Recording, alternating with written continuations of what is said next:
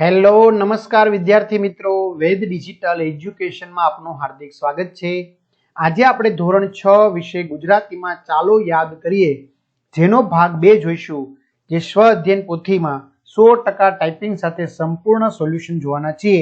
તો ખાસ વિદ્યાર્થી મિત્રો, ચેનલમાં નવા હોય તો ચેનલ સબસ્ક્રાઇબ કરી બાજુમાં બેલ આઇકનને પ્રેસ કરો, જેથી તમને અવનવા વિડીયોની માહિતી નોટિફિકેશન મળી શકે।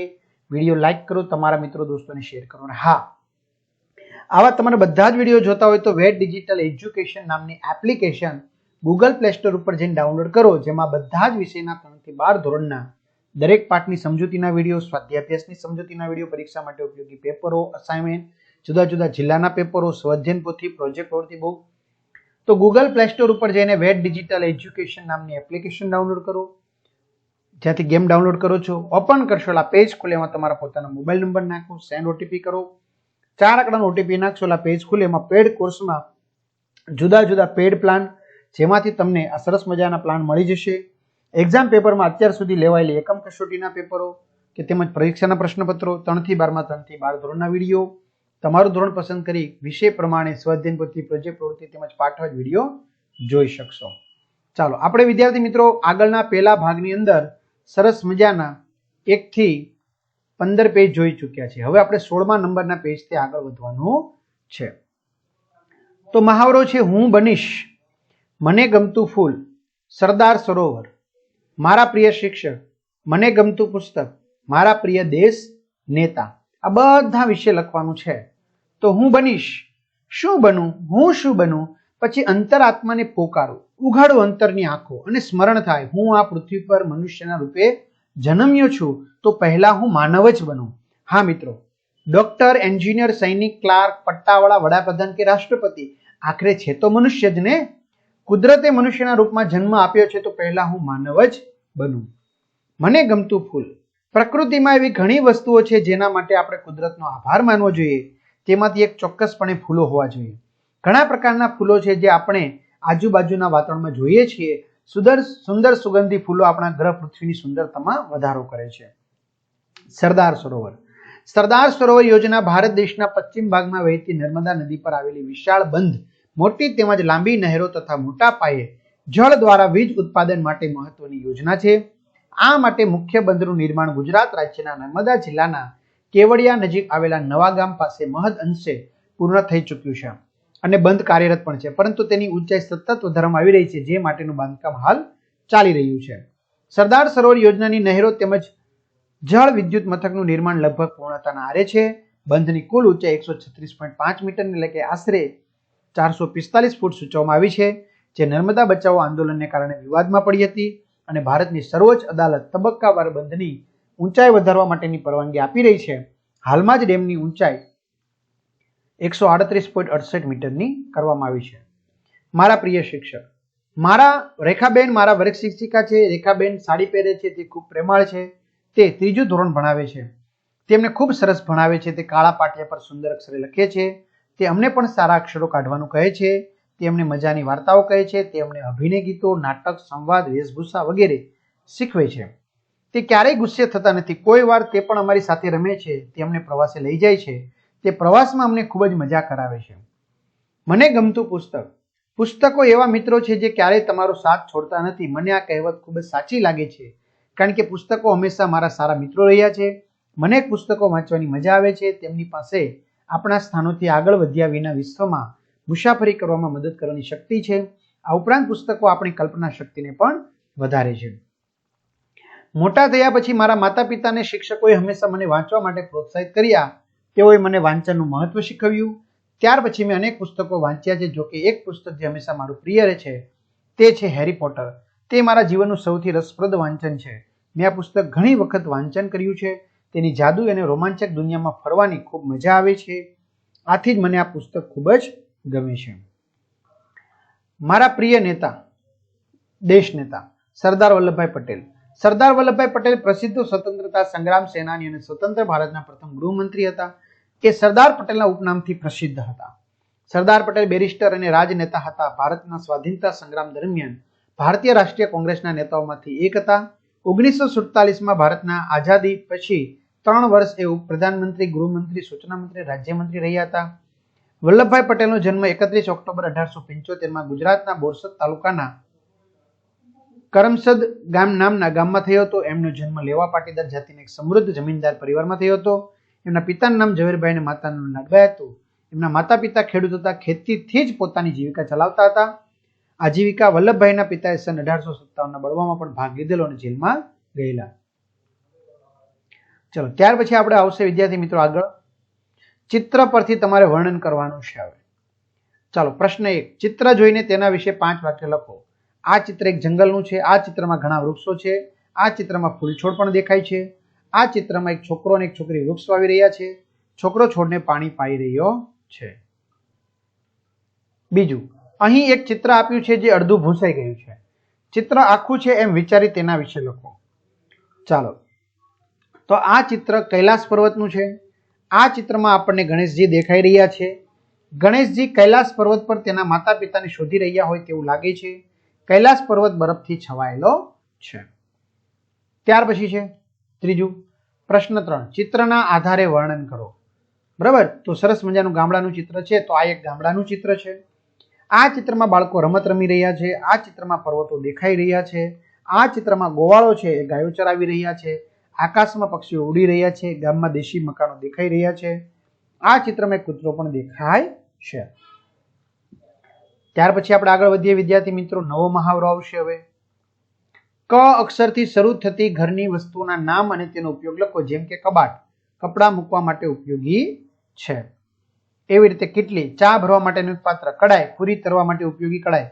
કુકર, શાક બનાવવા માટે ઉપયોગી. કાચની બરણી, અથાણું ભરવા માટે ઉપયોગી. કંકાવટી, ચાંદલા કરવા માટે ઉપયોગી. કેરમ, રમત રમવા માટે ઉપયોગી. કાતર, કાપડ તથા કાગળ કાપવા માટે. કંપાસ, પેન્સિલ રબર સાચવા માટે. કાંસકો, વાળ ઓળવા માટે. થઈ ગયું મિત્રો? વિચારો તો બહુ બધું આવશે. કૌંસમાં આપેલા શબ્દોનો ઉપયોગ કરી તમારા ગામ વિશે 5-7 વાક્યો લખો. નામ, તળાવ, રસ્તા, શાળા, સુવિધાઓ, લોકોનો વ્યવસાય, ખેતી, ગ્રામ પંચાયત, જાહેર સ્થળો અને મેળો. ચાલો તો લખીએ. મારા ગામનું નામ રામપુર છે. મારા ગામમાં એક મોટું તળાવ આવેલ છે. મારા ગામમાં દરેક રસ્તા પાકા છે. મારા ગામમાં વિવિધ સુવિધા છે. તેમાં એક શાળા છે. તેમજ ગામના લોકો માટે એક ગ્રામ પંચાયત છે. અમારા ગામના લોકો મોટા ભાગના લોકોનો વ્યવસાય ખેતી છે. અમારા ગામમાં જાહેર સ્થળો, બગીચો, આંગણવાડી, ગ્રામ પંચાયત, સંસ્થાન, ચબૂતરો વગેરે છે. અમારા ગામમાં ભાદરવી અમાસનો મેળો ભરાય છે. ત્યાર પછી છે ત્રીજું, વહેલી સવારના વાતાવરણનું વર્ણન કરો. બરાબર, તો વહેલી સવારમાં વાતાવરણ શાંત હોય છે. વહેલી સવારે પંખીઓનો મીઠો કલરવ સંભળાય છે. ગામડામાં ખેડૂતો તેના બળદગાડાઓ લઈને ખેતરે જતા જોવા મળે છે. પનિહારી પાણી ભરતી જોઈ શકાય છે. સવારનું વાતાવરણ ખુશનુમા જોવા મળે છે. પ્રશ્ન 4, તમને ગમતા તહેવાર વિશે 5-7 વાક્ય લખો. તહેવાર, બરાબર, તો તહેવાર વિશે લખીએ. ઉત્તરાયણ. ઉત્તરાયણ 14મી જાન્યુઆરી આવે છે. આ દિવસે સૂર્ય મકર રાશિમાં પ્રવેશતો હોવાથી તેને મકર સંક્રાંતિ પણ કહે છે. ઉત્તરાયણના આગલા દિવસે બજારમાં ઘણી ભીડ જોવા મળે છે. લોકો મોડી રાત સુધી પતંગ અને દોરીની ખરીદી કરે છે. તેઓ રાત્રે પતંગોની કિનાર બાંધે છે. ઉત્તરાયણના દિવસે લોકો સવારે જ ધાબા પર પહોંચી જાય છે અને પતંગ ચગાવે છે. આકાશ રંગબેરંગી પતંગોથી દીપી ઉઠે છે. ચારે બાજુ કાપો કાપો, લપેટ લપેટની બૂમો સંભળાય છે. ઉત્તરાયણના દિવસે લોકો તલ, સાંકળી, બોર, જામફળ વગેરે ખાય છે. લોકો બ્રાહ્મણો અને ગરીબોને દાન કરે છે. ગાયને ઘાસ અને ઘૂઘરી ખવડાવે છે. પતંગ પકડવામાં મજા આવે છે. પતંગ પકડવા જતા કેટલાક લોકો વાહનો સાથે અથડાઈ જાય છે. કેટલાક લોકો ધાબા પરથી નીચે પડી જાય છે. રાત્રે આકાશમાં તુક્કલ જોવા મળે છે. મને પતંગ ચગાવવાનો શોખ છે, તેથી ઉત્તરાયણ મારો પ્રિય તહેવાર છે. ત્યાર પછી છે મહાવરો. નીચેના શબ્દોના માન્ય ભાષાના અર્થ શોધો અને લખો. આહુડા એટલે આંસુ, હાલવું એટલે ચાલવું, ભાળવું એટલે દેખાવું. ત્યાર પછી માણસ, માણસ, ગનો તો ગુનો, સિપાયું તો સિપાઈ, ટાણું તો સમય. પ્રશ્ન 2, ધોરણ 6 ગુજરાતીના એકમ 6 લેખન જાલી નો રહીમાં ઘણા સ્થાનિક બોલીના શબ્દો વપરાય છે. આ શબ્દો શોધી તેના માન્ય અર્થ શબ્દકોશની મદદથી તમારે લખવાના છે. તો ચાલો લખી નાખીએ. હાટડી, દુકાન, ઈમ તેમ, જોઈને જોઈને, ધુવાડે એટલે ધુમાડે, ઈને એટલે કે તેને, મોર એટલે આગળ, હાલો એટલે ચાલો, નિહાળ એટલે નિશાળ. ત્યાર પછી ક્લિયર? ચાલો હવે પ્રશ્ન 3, શબ્દોને શબ્દકોશના ક્રમમાં ગોઠવો. બારી, વિભાગ, શાળા, સ્ટેશન, સ્થળ. નાક, નુકસાન, મૂર્તિ, યુવક અને વિષ. ચાલો 20 નંબરનું પેજ પૂરું થયું. 21 નંબરનું પેજ. હવે આપણે ગ્રામર આવશે. સમજ, વિરામ ચિહ્નો, પૂર્ણ વિરામ, અલ્પ વિરામ, પ્રશ્નાર્થ, ઉદ્ગાર વાક્યો. બરાબર. 21 નંબરના પેજમાં કંઈ નથી. 22માં લિંગ, આ બધું સમજણ વાળું છે. હવે આપણે આવશે મહાવરો. 23 નંબરનું પેજ. નીચેના વિરામ ચિહ્નોનો ઉપયોગ થયો હોય તેવા બે વાક્યો પાઠ્યપુસ્તકમાંથી શોધીને લખો. પૂર્ણ વિરામ, અલ્પ વિરામ, પ્રશ્ન ચિહ્નો અને ઉદ્ગાર ચિહ્નો પાઠમાંથી તમારે લખવાના છે, પાઠ્યપુસ્તકમાંથી. ચાલો, પૂર્ણ વિરામ. મહારાજ એટલે તો મોટા રાજા. પૂર્ણ વિરામ. મોટા થયા પછી એમણે કામ કરવાની વૃત્તિ છોડી નહીં. પૂર્ણ વિરામ. અલ્પ વિરામ. રોગી અને નિરોગી, નિર્ધન અને તવંગર. વાલ્મીકી, વ્યાસ, નાનક, મીરા, કબીર, તુલસી. પ્રશ્ન ચિહ્ન. મહારાજ અને વળી સેવક, મારે ત્યાં કામ કરીશ. ઉદ્ગાર ચિહ્ન. નિશબ્દ બની પેલો માણસ એ શિલ્પીને જોઈ રહ્યો. એના નાક પાસે એક નાનો ઘસરકો થઈ ગયો. બરાબર, આવી રીતે. ત્યાર પછી આવશે બીજું. નીચેના ફકરામાં યોગ્ય વિરામ ચિહ્નો મૂકી સુવાચ્ય અક્ષરે તમારી નોટબુકમાં લખો. સુવાચ્ય એટલે કે સારા અક્ષરે. બરાબર, તો કઈ વાંધો નહીં. ચાલો. વોલ્ટરે કહ્યું, જો અહીંયા છે અવતરણમાં, મેં કહ્યું કે તમે મૂંઝાશો નહીં, ગભરાશો નહીં, સહેજે હિંમત હારશો નહીં. આજ ભલે તમે ચાલી શકતા ન હો, પણ એક દિવસ આપણે જરૂર ઊંચામાં ઊંચા કૂદકા લગાવીશું. બરાબર. ત્યાર પછી છે વિદ્યાર્થી મિત્રો, નીચે આપેલા શબ્દોમાંથી એક વચન અને બહુવચન વાળા શબ્દો જુદા પાડો. તો કઈ વાંધો નહીં, આપણે પાડી દઈએ જુદા. ચાલો, આપણે એ જ કામ કરવાનું છે. એક વચન કડલું, હંસલો, સાંકળ, હિંચકો, આંબો, વડલો, મોળિયો. બહુવચન ઘોડા, બેરખા, બારણા, માથા. ત્યાર પછી આવશે પ્રશ્ન નંબર 4. નીચે આપેલા શબ્દોનું સ્ત્રીલિંગ, પુલ્લિંગ, નપુંસકલિંગમાં વર્ગીકરણ કરો. તો સ્ત્રીલિંગ કુમળી, જ્ઞાતિ, આઝાદી. પુલ્લિંગ પિતા, શિક્ષક, દીકરો, ઉજાસ, કિશોર, ભીમરાવ, પુત્ર. નપુંસકલિંગ સૂર્યકિરણ, પુસ્તક અને બાળક. બરાબર. ત્યાર પછી આપણે સ અને શ શબ્દો વાળા અર્થભેદ છે. જો સર, સરોવર. સર એટલે બાણ, સુર એટલે અવાજ, સુર એટલે શૌર્ય. એમ. ચાલો, 23 નંબરનું પેજ ક્લિયર થઈ ગયું આપણે. હવે આપણે આવશે ફકરા પરથી છે. ચાલો, કૌંસમાંથી યોગ્ય અક્ષર પસંદ કરી ખાલી જગ્યા પૂરો. પ્રવેશ મીંડાળો સ, સંકળાસ મીંડાળો સ, નુકસાન સગડીનું સ, શીરો મીંડાળો સ, નિરાશા મીંડાળો સ, રિશેષ મીંડાળો સ, અંશુલ મીંડાળો સ. જ્યાં સ અને સની ભૂલ થઈ ગઈ છે તે શોધો. ભૂલ સુધારીને શબ્દ ફરીથી લખો. ચાલો, લખી નાખીએ.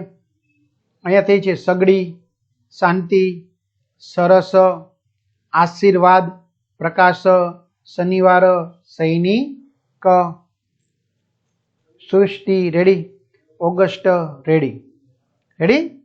ચાલો, આપેલી શબ્દ જોડમાંથી કયો શબ્દ સાચો છે તે શોધો અને લખો અને મોટેથી વાંચો. પાસે, ઓફિસ, આ સાવરણી, શાબાશ, પૈસા અને સ્ટેશન. નીચેના વાક્યમાંથી સંજ્ઞા અને સર્વનામ ઓળખો. પહેલામાં સંજ્ઞા છે અનિશભાઈ, સર્વનામ તેમના. બીજામાં છે રેશમા, સર્વનામ તેની. ત્રીજામાં સંજ્ઞા ભદ્રા, સર્વનામ તેના. સંજ્ઞા ચકલી, સર્વનામ તેના. સંજ્ઞા બાળકો, સર્વનામ પોતાના. પ્રશ્ન 5. નીચેના ફકરામાં સર્વનામ મૂકી ફકરો ફરીથી લખો. બરાબર. ચાલો. અનિરુદ્ધને જીવજંતુ ખૂબ જ ગમે છે. તેના દોસ્ત ભદ્રેશને જીવજંતુઓનો ડર લાગે છે. તે કહે મને જીવજંતુ કરડી જાય તો? તે કહે જીવજંતુ તો કેટલા નાના નાના હોય, જીવજંતુઓને તું તારી ડબ્બીમાં મૂકીને જો. બરાબર. એટલે આ રીતે વિદ્યાર્થી મિત્રો સરસ મજાનું 25 નંબરના પેજનું પણ મહાવરો પૂરો થઈ ગયો. હવે આપણે આગળ વધીએ. બરાબર. તમે ઘણી બધી વાર્તાઓ સાંભળી છે, તો તમે કઈ પણ હશે. બરાબર. તો આ પૂરી વાળી વાર્તા છે શિયાળ, લુચ્ચું શિયાળ. બરાબર. પણ કાગડો પણ હોશિયાર જ છે, પગ નીચે પૂરી દબાવી દે છે કે નહીં. ચાલો, હવે એવી બીજી વાર્તા. નીચેના ચિત્રોના આધારે વર્ગમાં કે પ્રાર્થના સમયની વાર્તા કહો. બરાબર. હા, કઈ વાર્તા છે? યસ, ચરવાહા. બરાબર. શાળા પુસ્તકાલયમાંથી ચિત્ર વાર્તાના પુસ્તકો મેળવો અને ચિત્રોના આધારે વર્ગમાં કે પ્રાર્થના સંમેલનમાં વાર્તા કહો. ચલો, ભરવાડની. એક વખત આ ભરવાડો પર એક આફત આવી પડી. દૂર જંગલનો એક વાઘ ફરતો ફરતો આ ગામની સીમમાં આવી ચડ્યો. સીમમાં તેને ભરવાડના ઘેટા બકરાનો શિકાર સહેલાથી મળવા લાગ્યો એટલે વાઘ તો પેંધે પડી ગયો. દૂર જવાનું નામ જ ન લે. ભરવાડો તો મુશ્કેલી મુકાઈ ગયા. રોજે રોજ તેમના 2-4 ઘેટા બકરા ઓછા થાય અને વાઘ કોઈને કોઈ વખત ભરવાડો પર હુમલો કરી બેસે તેવું પણ થતું હતું. પણ ભરવાડો ડરપોક ન હતા. તેમણે વાઘનો બરાબરનો મુકાબલો કરવાનું નક્કી કર્યું. એક ભરવાડ કે આપણે એવું કરીએ કે આપણામાંથી જે કોઈ વાઘને દૂરથી આવતો જોઈએ તો તેને બુમરાણ મચાવી કે વાઘ આવ્યો રે વાઘ આવ્યો, ભાઈ ધાજો રે ધાજો. આ બુમરાણ સાંભળી બધાએ લાકડી લઈ દોડવું અને સાથે મળીને વાઘને મારીને ભગાવી દેવું. બસ તે દિવસથી એકબીજાની મદદથી બધા ભરવાડ પર વાઘનું સંકટ ઓછું થઈ ગયું. આમાંથી એક ભરવાડનો છોકરો અટક ચાળો, અવળચંડો અને અવળી બુદ્ધિનો હતો. તેને તો આમ રાડારડી થાય અને બધા લોકો હાંફળા ફાફડા થઈ દોડી આવે એ જોઈને ગમત થવા લાગી. તેને ઘણી વખત વિચાર થતો કે લાવને હું બધાને ખોટે ખોટા દોડાવને ગમત જોઉં. એક દિવસ તેને સાચે જ અવળી બુદ્ધિ સૂજી. વાઘ નહોતો આવ્યો છતાં બૂમાબૂમ કરી મૂકી કે વાઘ આવ્યો રે ભાઈ વાઘ આવ્યો, ધાજો રે ભાઈ ધાજો. આ સાંભળીને બધા ભરવાડ લાકડી લઈને ઝટપટ દોડી આવ્યા, પણ જુએ તો વાઘ ક્યાંય નહીં. અને છોકરો કહે, જુઓ મેં તમને કેવા ઉલ્લુ બનાવ્યા. એણે આવું એકવાર નહીં પણ 3-4 વખત કહ્યું. એટલે ભરવાડો પણ સમજી ગયા કે આ છોકરા પર ભરોસો મૂકવા જેવું નથી. થોડાક દિવસ પછી એવું બન્યું કે એ છોકરો સીમમાં એકલો જ હતો અને પોતાના ઘેટા બકરા ચરાવતો હતો. ત્યારે તેને ખરેખર દૂરથી વાઘને આવતા જોયો. છોકરો તો વાઘને જોઈને ખૂબ જ ડરી ગયો અને બૂમાબૂમ કરી મૂક્યો કે વાઘ આવ્યો રે વાઘ આવ્યો, ધાજો રે ભાઈ ધાજો. ભરવાડોએ આ સાંભળ્યું પણ તેમને થયું કે આ છોકરોને આવી ખોટી બુમરાણ કરવાની ટેવ જ છે, આપણે કંઈ એમ મદદે દોડી જવાની અને એની ઠેકડીનો ભોગ બનવાની જરૂર નથી. આમ વિચારીએ છોકરાની મદદ કરવા કોઈ ન ગયું.